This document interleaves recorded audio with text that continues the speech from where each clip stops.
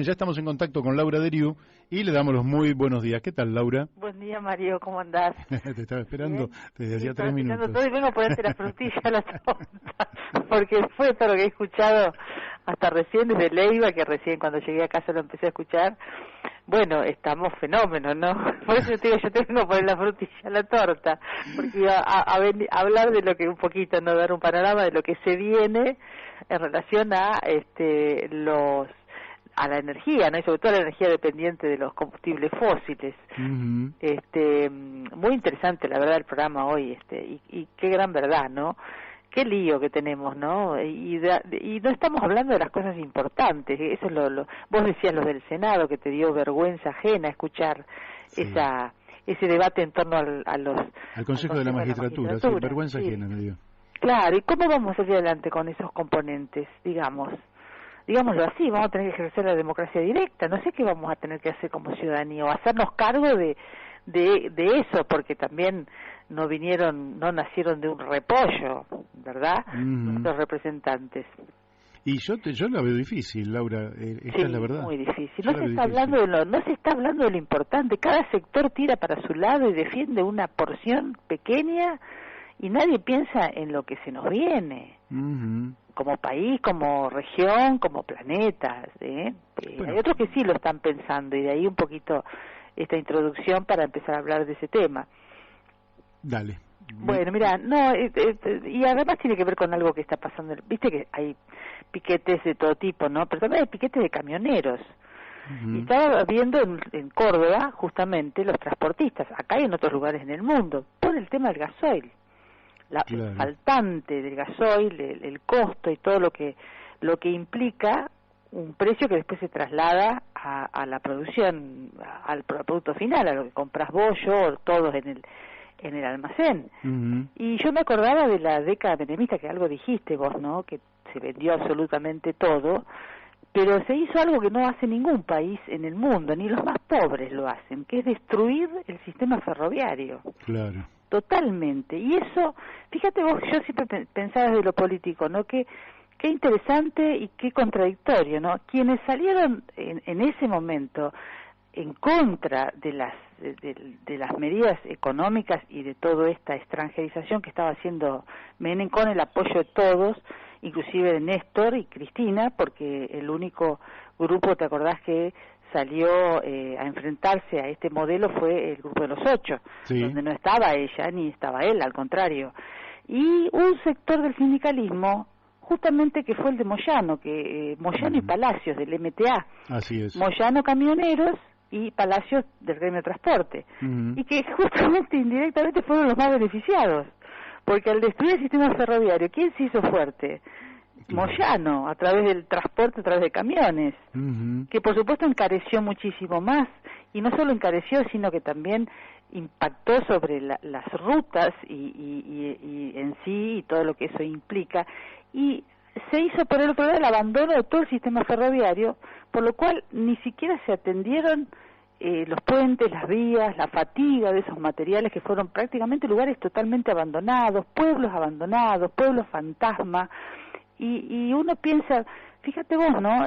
Lo más importante que hoy deberíamos tener, incluso por esta crisis de combustibles fósiles, sería un buen sistema ferroviario. Así es. Inclusive hasta con la avanzada de los sistemas de trenes solares y otro tipo de energía, que creo que en Jujuy justamente nombrabas a Morales, y creo que es allí donde se está poniendo en práctica próximamente, si ya no empezó a funcionar, un tren solar. Entonces no estamos hablando de lo que hay que hablar.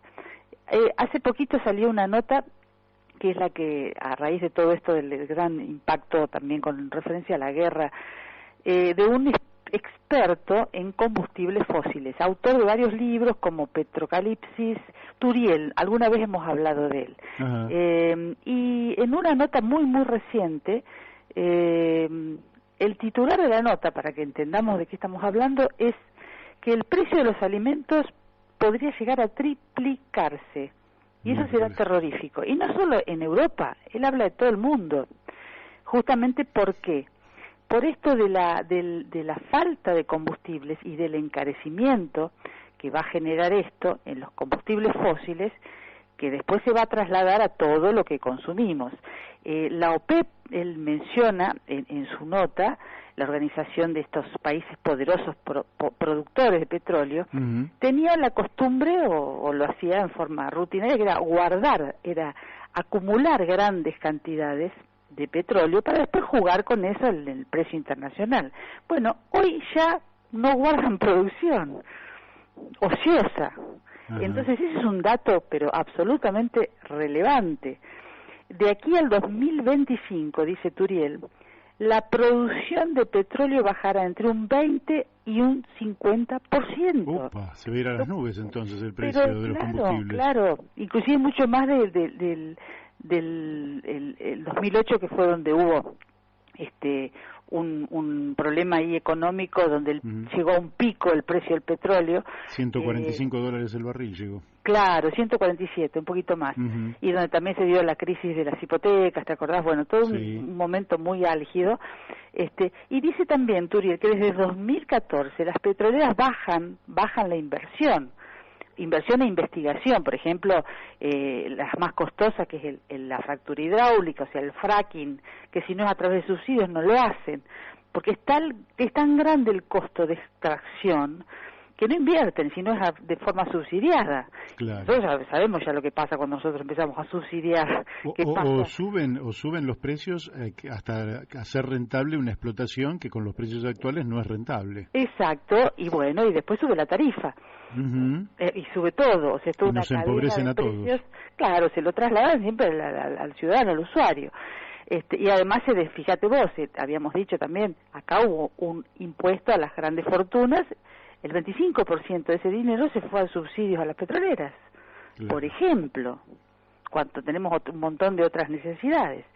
Bueno, el panorama que plantea es complicado, muy complicado, y con referencia a esto de Europa y de la dependencia que también tenemos nosotros, Por ejemplo, él plantea de Europa la dependencia de Rusia.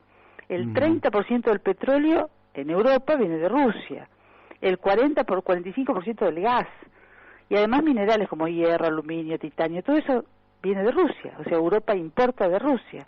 Inclusive en febrero, Estados Unidos, que ahora está atacando a Putin de forma ya directa, importó el 22% de su gasoil, que es transporte en camiones, también de Rusia. O sea, este es un mundo muy globalizado, donde cualquier movimiento de aleteo de la mariposa, como dice el refrán, repercute en el lado contrario. Y cuando uno habla de petróleo, también tiene que pensar en algo que a nosotros, que vos hablaste del campo, ¿no? Bueno, hay un campo que es forraje y ganadería, porque parece que el campo fuera nada más que eso. Hay otro campo que es fruticultura, horticultura, apicultura, bueno, que nunca se menciona. Pero ese campo, que ahora es muy dependiente también del gasoil y también de los fertilizantes, porque el INTA ya hizo un informe en el cual habla de un faltante de entre un 30 y un 50% de nutrientes en la tierra por este modelo de monocultivo forrajero. Hay que fertilizar. Bueno, los fertilizantes también provienen del petróleo. Claro. Y la potasa, que es uno de los más importantes que se necesitan, entre tantos, la produce Rusia. Entonces, todo esto es una cadena y de hechos que se van concatenando y van cayendo como fichas de dominó, y de lo cual no se está hablando, no se está previendo lo que va a venir, y que no estamos hablando de 100 años, que es lo más alarmante. Estamos hablando, lo dice Turiel, que es un experto, que de aquí al 2025 la producción petrolera bajará. Entonces, nosotros creemos que tenemos la vaca atada, pero la vaca nuestra está muerta, porque es vaca muerta. Y claro, creemos que con eso ni siquiera tenemos cómo transportar eso. Claro. Además de todo lo que implica ambientalmente vaca muerta. Sí, o sea que esto es un... Sí, yo creo que tenemos ahí, además de todo el desastre que es la Argentina, también tenemos el panorama internacional que nos ayuda a caotizar aún más la situación. Y las fuentes energéticas que hoy a las cuales podemos recurrir son pocas. Vaca muerta sería una de ellas, pero lo escuchaste a Carlos Leiva, que ni siquiera hicimos un gasoducto adecuado. Pero claro. Es decir, la verdad es que la falta de previsión nos lleva a una situación de catástrofe. Pero para no dejar un clima de catástrofe, ¿qué se te ocurre decirnos así como alentador para no empezar el fin de semana amargados? No, es que incluso este experto no dice que esto es catástrofe, o sea, él dice que sí, que hay una crisis, pero que se puede manejar esto. Ahora, ¿qué hay que hacer? Hay que hablar del tema, fundamentalmente. Hay que ponerle límites al crecimiento, o sea, eso del crecimiento eterno, tiene límites. La civilización se tiene que adaptar a este nuevo escenario, plantea también. Se acabó esa abundancia que conocíamos. Bueno, tenemos que vivir de otra manera.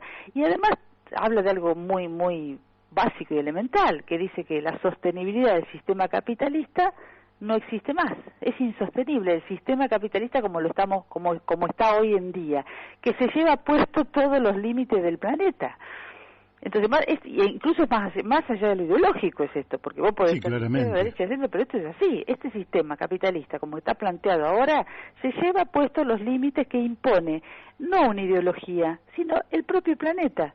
Así es. Se los pone el planeta, algo que es inmaterial, algo que no tiene ideología, que no tiene color. La naturaleza, el planeta le está diciendo hasta acá llegaste. Así es. Lo que no quieren reconocer es que el planeta es finito, no es tan grande. También, no somos Júpiter, digamos, claro, que es bastante más grande y que nos podría dar algunos siglos por delante de seguir explotándolo. Este es un planeta chiquito con recursos importantes pero escasos, y si no se los administra inteligentemente, vamos al colapso. Exactamente. Bueno, esos son los temas de los que se debería hablar, que él dice que hay soluciones, hay salidas, por lo menos, pero que hay que empezar a hablar de esas cosas. Son los límites a ese crecimiento incontrolable e insostenible. Pero acá estamos hablando de, no sé, de qué, porque ya la verdad se dicen tantas cosas y no se dice absolutamente nada, porque acá hay que tomar decisiones que son políticas de Estado. Básicamente, ¿no? Así es. Pero así como decía al principito que lo esencial es invisible a los ojos, lo importante es invisible a los ojos de nuestra dirigencia política. Absolutamente. Laura, te agradezco muchísimo y vamos a seguir conversando, ¿Cómo no, Mario? Que siempre es de gran interés todo lo que es tu mirada, que viene siempre con estas cuestiones bien de fondo, que es donde estamos parados. Estamos parados en el planeta Tierra, en una biosfera que nos da la vida, pero no la tenemos que explotar, ni contaminar, ni hacerla sucumbir, porque en eso va nuestra propia vida. Exactamente. Te mandamos un fuerte abrazo y que tengas lindo fin de semana. Gracias, Mario, nos vemos.